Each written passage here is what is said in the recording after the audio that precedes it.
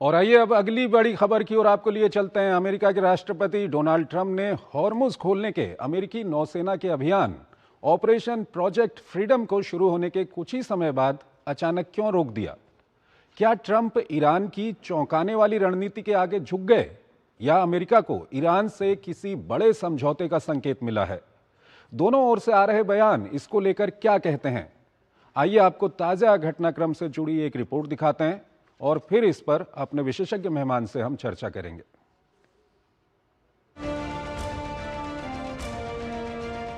America पिछले कई हफ्तों से ईरान के जवाब में होर्मुज स्ट्रेट में नाकेबंदी कर बैठा हुआ है, लेकिन ईरानी दांव के चलते उसे बड़ी सफलता नहीं मिली। तो तेल आपूर्ति के इस महत्वपूर्ण रास्ते में फंसे जहाजों को निकालने के लिए अपने भारी भरकम विध्वंसक जहाजों के जरिए प्रोजेक्ट फ्रीडम शुरू कर दिया।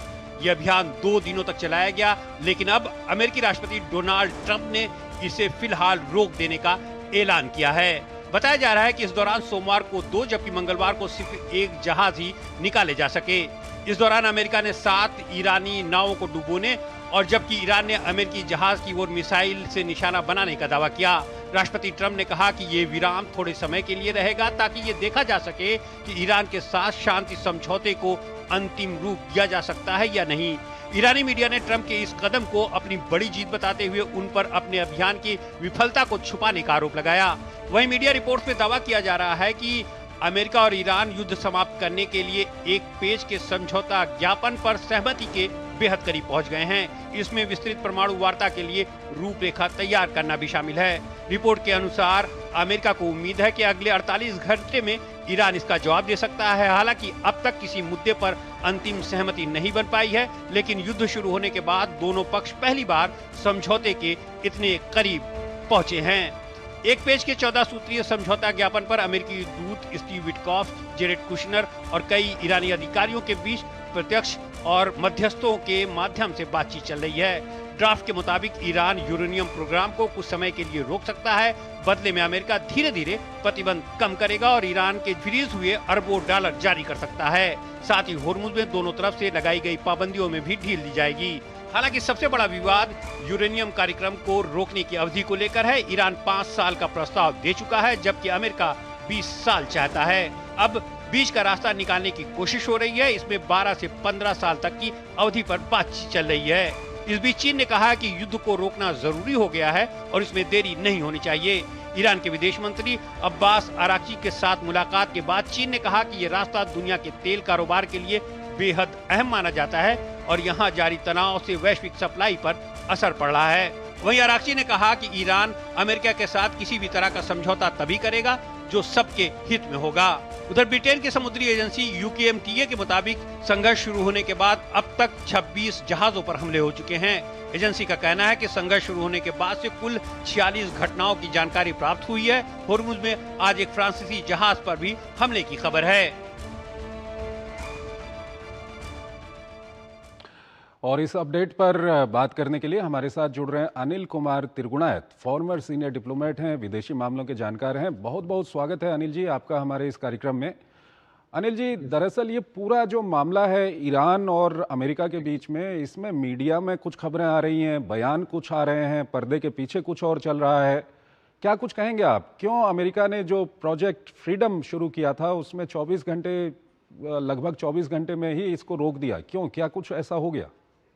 देखिए, ऐसा है कि एक तो चीजें जो खबरें मीडिया में आती हैं वो कुछ हद तक सच होती हैं, लेकिन काफी कुछ बनावटी भी है। डिसइंफॉर्मेशन कैंपेन भी बड़ा चलता है और दोनों तरफ से काफी स्ट्रांगली हो रहा है।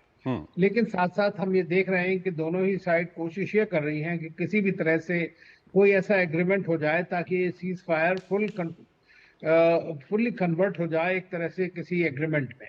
और प्रेसिडेंट ट्रंप भी यही चाहते हैं और ईरानियन साइड भी चाहती है, लेकिन दोनों मैक्सिमलिस्ट पोजीशन पे थे अब तक। तो अब जो 14 पॉइंट का जो प्लान है जिसके ऊपर डिस्कशन हो रहा है वो 2 या 3 फेज के अंदर उसको कंप्लीट किया जाएगा। तो जहां तक बात है कि सबसे बड़ा इंपॉर्टेंट चीज इस वक्त दुनिया के पॉइंट ऑफ व्यू से यह है कि एक तो युद्ध रुक जाए और दूसरा ये स्ट्रेट ऑफ हॉर्मुज जो है नेविगेशन नॉर्मल हो जाए, ताकि जो इंटरनेशनल लॉ के अकॉर्डिंगली है। और इसमें सारी दुनिया के मुल्क, चाहे वो रशिया है, चाहे चीन है, भारत है, सब ये चाहते हैं कि जल्दी से जल्दी ये युद्ध खत्म हो, क्योंकि ये सबके ऊपर इसका असर काफी बड़ी हद तक पड़ रहा है। तो आज जो है काफी प्रेसिडेंट ट्रम्प की जो स्पीच मैसेज था उससे साफ लगता है कि ये जो उन्होंने कहा कि एक प्रोजेक्ट फ्रीडम को शुरू करेंगे, और ये देखिए कि वो कहाँ पर वहां पर काफी सारी जो छोटा सा नैरो स्ट्रेट है उसके अंदर माइनिंग भी हो चुकी है। दूसरी चीज यह है कि जो इंश्योरेंस कंपनीज है वो इंश्योर करने को भी तैयार नहीं है, भले ही आप कुछ फौजी दस्ते लगा दें उसको ले जाने के लिए, लेकिन वो शिप्स जो हैं, शिपिंग कंपनीज है, वो भी रिस्क नहीं लेना चाहती हैं इस बात के ऊपर, क्योंकि ईरान भी अटैक कर रहा है उसके ऊपर में और उसके थ्रू जाना बड़ा मुश्किल है। तो इसीलिए मैं समझता हूँ कि प्रेसिडेंट ट्रम्प ने भले ये कहा कि पाकिस्तान के कहने पर या जिस तरह से भी हो, क्योंकि अगर वो फोर्सिबली लाते हैं तो इसका मतलब है कि लड़ाई जरूर और बढ़ जाती है आगे। तो इसीलिए कोशिश यह है कि किसी तरह इसको अंडर द रडार रखा जाए, ताकि जो भी बातें हैं वो एक दूसरे के साथ डिस्कशन के थ्रू जरिया हो।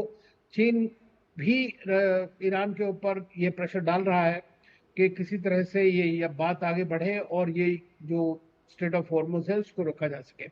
अनिल जी, जब प्रेसिडेंट ट्रम्प ये दावा कर रहे हैं कि ईरान की ओर से अच्छे संकेत आए हैं समझौते को लेकर के, बातचीत को लेकर के, तो क्या ये माना जाए कि ईरान कहीं ना कहीं अपने परमाणु कार्यक्रम को छोड़ने को लेकर के तैयार हो गया है, जो अमेरिका की पहली शर्त थी? हाँ, देखिए, अगर आप ये देखें जो 27 फरवरी तक जो नेगोशिएशन चल रहे थे उसमें ईरान पहली बार बहुत सारी चीजों के लिए एग्री हो गया था, और उसमें यह था कि वो सिविल न्यूक्लियर जो उनके अलाउड है एनपीटी के अंदर में, उसके अंदर उतना ही एनरिचमेंट करेगा 3.65% या जो भी। और अगर मतलब जो उनका 440 किलोग्राम है उसके बारे में बातचीत चल रही है। एक बार रशिया ने भी एग्री किया था कि हम इसको रख सकते हैं अगर जरूरत है तो। एक सिचुएशन वहां तक ये भी आ गई थी कि आईएईए का री इंस्पेक्शन पूरी तरह से हो, और उसमें उन्होंने ये भी एग्री किया था पिछली बार जो खबरें आई हैं कि even American can be involve.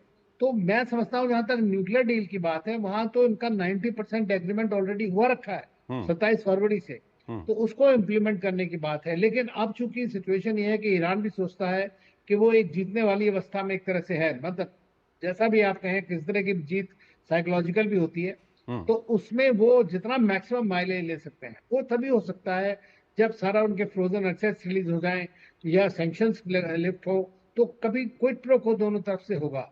तो जब गिव एंड टेक होगा तभी ये इस तरह का एग्रीमेंट आगे बढ़ेगा। लेकिन जहां तक बातें जो न्यूज आ रही है उससे तो ये लगता है कि दोनों के बीच में काफी कुछ एक तरह से अंडरस्टैंडिंग पहुंच गई है। अनिल जी, अभी अभी कुछ देर पहले एक प्रेसिडेंट ट्रम्प का एक बयान आया है सोशल मीडिया के मार्फत। वो कहते हैं कि हॉर्मुज खोलो नहीं तो और बमबारी होगी। तो क्या कुछ आप कहेंगे ये हॉर्मुज को खोलने को लेकर के, किस तरह से ये खुल सकती है? क्या कुछ इसको लेकर के बातचीत आपको लगता है कि आगे बढ़ी होगी? देखिए, बात यह है कि वो तो इनका एक मेन पॉइंट है, वो ये सोच रहे हैं दोनों साइड एक्चुअली हॉर्मुज को लेकर के कि इसमें ग्लोबल इम्पैक्ट है, सबके ऊपर, सब देशों के ऊपर इम्पैक्ट है। तो वो सोचते हैं कि since it's a global concern तो इसके बारे में बातचीत किया जा सके और उसको एक इशू बनाया जा सके। अब प्रेसिडेंट ट्रम्प जो है, मैंने जैसे कहा आपको कि वो एक तरह से मैक्सिमलिस्ट पोजीशन करते हैं हर चीज के, उसमें बाद में ही टेपर्स डाउन। तो वो भी ये कोशिश कर रहे हैं कि किस तरह से कि ये नहीं होगा तो फिर थ्रेट कर रहे हैं उनको कि हम ये करेंगे, इस तरह का वॉर होगा।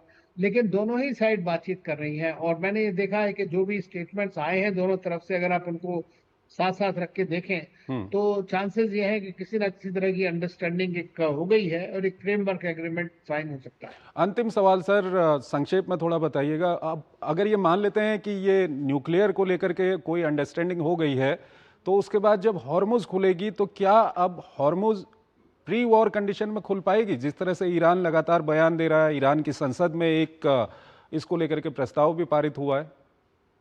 देखिए, ईरान ने जो, आप जानते हैं कि 27 फरवरी से पहले तो ये हॉर्मुज खुला ही हुआ था, सारी दुनिया भर के शिप्स आ जा रहे थे उसके अंदर में।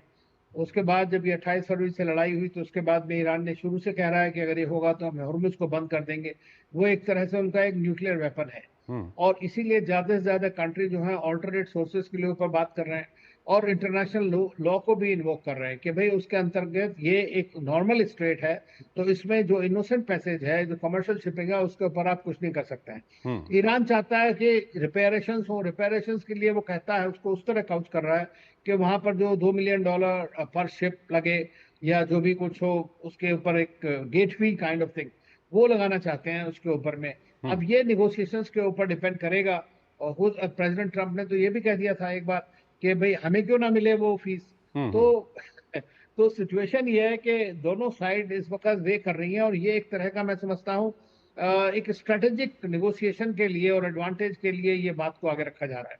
ठीक है, अनिल जी आप हमारे साथ बने रहिए। एक और महत्वपूर्ण खबर है, उस पर अभी हम बातचीत करेंगे, लेकिन यहाँ पर हमको एक छोटा सा ब्रेक लेना है, एक छोटा सा ब्रेक।